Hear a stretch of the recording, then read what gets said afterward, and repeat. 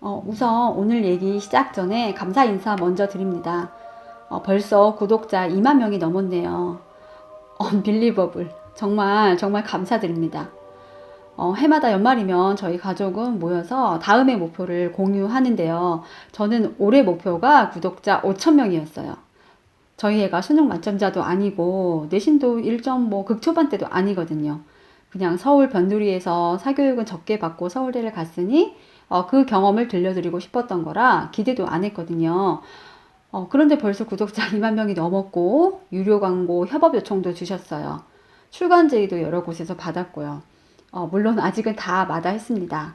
부족하고 평범한 저에게 이런 일이 생기다니 정말 감사할 따름입니다.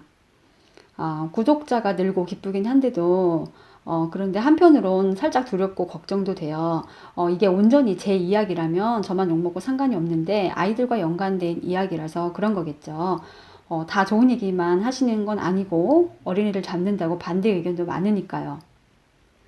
그래서 괴롭고 걱정이다. 이러니까 큰애가 그러네요. 엄마가 평범하지 않고 극성이었던 거 맞다. 인정할 건 인정해라. 하지만 그럴 수밖에 없었던 이유가 있으니 그걸 잘 설명해봐라. 그러네요. 그리고 모든 사람이 같은 생각을 하면서 사는 게 아니다. 특히 엄마와 같은 생각을 가진 사람들에게 도움이 되면 되는 거 아니냐. 이러네요. 전 아이의 이 마지막 말에 힘내서 다시 민망하고 부족하지만 저희에게 해보려고 합니다. 오늘도 잘 들어주세요. 시험 대비 암기 노트 정리법. 공부법은 아이마다 달라서 특정 지을 수가 없어요. 자신에게 맞는 방법 찾아서 공부할 수 있다면 그게 최고입니다. 암기도 문제를 많이 풀면서 하는 친구도 있더라고요. 그런 방법으로 될까 생각했는데도 그래도 그 친구 정말 성적이 좋았거든요. 정답은 없는 것 같아요. 그리고 저희 애는 그냥 덜렁대는 이과 남학생이었습니다. 뭐 요약노트, 암기노트라는 것도 문과생들보다 만들 일이 적었겠죠? 질도 달랐을 거고요. 특히 이 공부를 봐준 저는 아주 평범한 동네 아줌마이고요. 지금 말씀드리는 방법은 큰애가 중1 초에 가르쳤던 방법이에요. 아이가 커서 얘기했으면 엄마 제가 알아서 할게요 했겠죠? 이런 걸 엄마 말 듣고 하진 않잖아요. 다행히 어릴 때 얘기해서인지 그래도 잘 들어준 것 같아요. 아무튼 오래전에 이렇게 해봐라 했던 얘기니까 그냥 참고만 하셔요. 요약 페이퍼가 필요한 과목.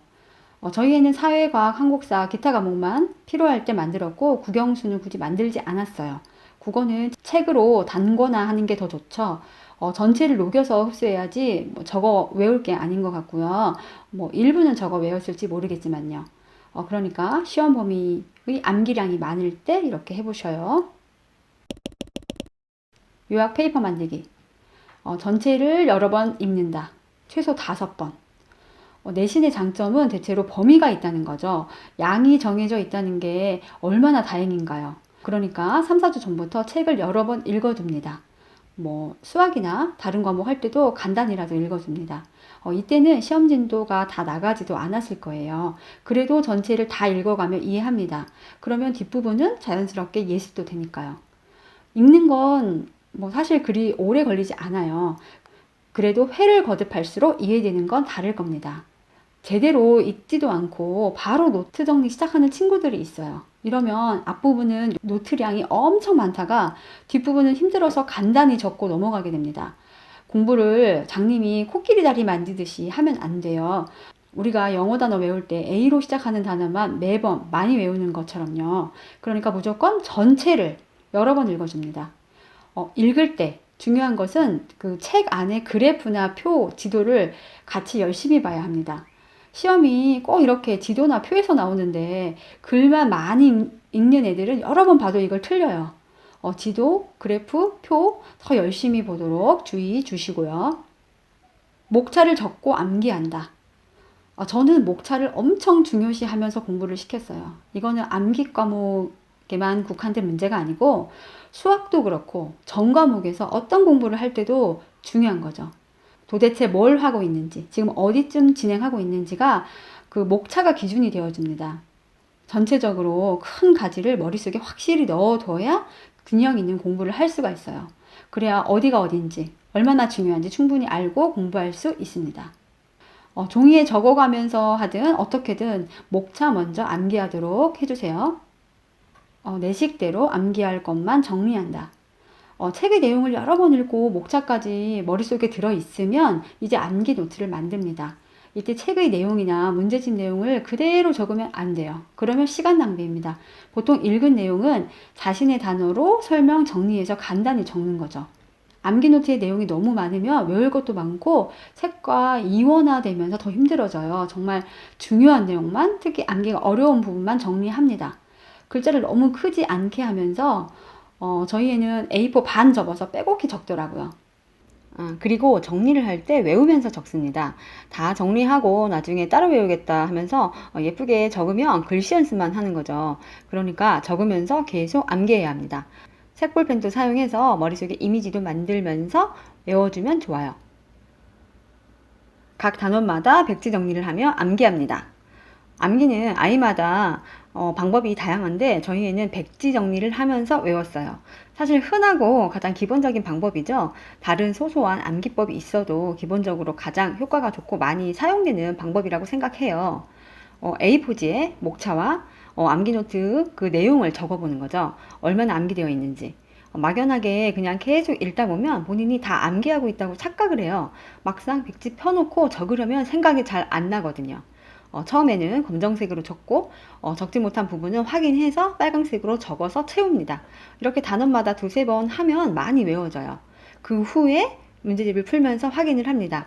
그리고 다시 틀린 부분을 찾아보면서 더 보완을 하고요. 그런데 양이 엄청나게 많을 때는 이 방법도 쉽지는 않아요. 암기노트로 3, 4장 안쪽으로 정리될 때만 하셔야 좋은 것 같아요. 그 이상의 양이라면 더 여러 번 읽고 키워드 적어보는 게 시간 절약되고 효과도 좋았어요. 그리고 마지막 시험 직전에도 꼼꼼히 표, 사진 보면서 책 읽고 백지 정리로 마무리를 합니다. 기타 암기 방법으로는 뭐 절대 안 외워진다 이럴 때 뭐 포스트잇 기록해서 반복해서 보기, 녹음해서 등하교 하면서 듣기, 다른 사람 가르치기, 뭐 인형 놓고도 많이 하죠. 그리고 친구끼리 서로 퀴즈 내기, 그리고 단어 유치하게 연상해서 외우기. 아마 방법은 다양할 거예요. 그러니까 자신이 공부법 만들어 갈 때 이것저것 시도해 보면서 가장 좋은 방법 찾도록 유도해 주세요. 아이들 시험 앞두고도 공부 안 해서 정말 속상하시죠? 그런데 저희도 아마 그랬을걸요? 제가 정말 좋아하는 분이 오은영 박사님이고 금쪽 같은 내 새끼 정말 열심히 보고 있어요. 그때 보면 대부분 육아 방법만 바뀌어도 아이들이 많이 바뀌더라고요. 참 신기하죠? 무엇보다 또 그 육아의 중심에는 엄마의 태도가 참 중요하더라고요. 모든 이유를 떠나서 다 우리 아이 행복했으면 하는 마음이시잖아요. 오늘은 화 나시더라도 조금 더 들어주고 조금 더 웃어보고 하자고요.